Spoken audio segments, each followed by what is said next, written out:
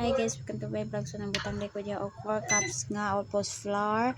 And nabutang po ko og 4 tablespoon nga baking powder. Then after that, nabutang po ko og baking soda nga 4 tablespoon Japon. Then same ra sa soda 4 tablespoon gina siya guys, no. So mo na estimate sa 2 ka batch nga carrot cake. After that, nabutang din ko cinnamon powder. Then mix na ko, then set aside na ako. Nabutang din ko og 4 cups nga brown sugar. Then nabutang din ko og 1/2 cup nga 1 and 1/2 cup nga oil.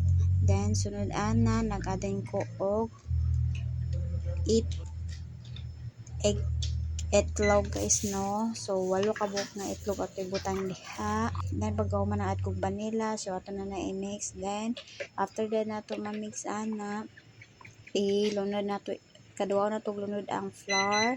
Sunod sa flour, ilunod din nato ang kuan na siya guys,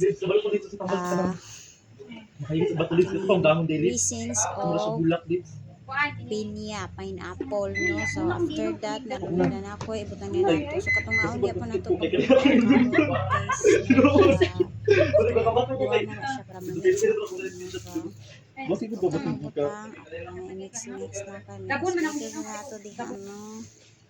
Then sunod dayon, last na din nato iwad po nato last ang mga ingredients niya. Then last din ang carrot cake. So tilaw ko na natin kasi sayang tayo.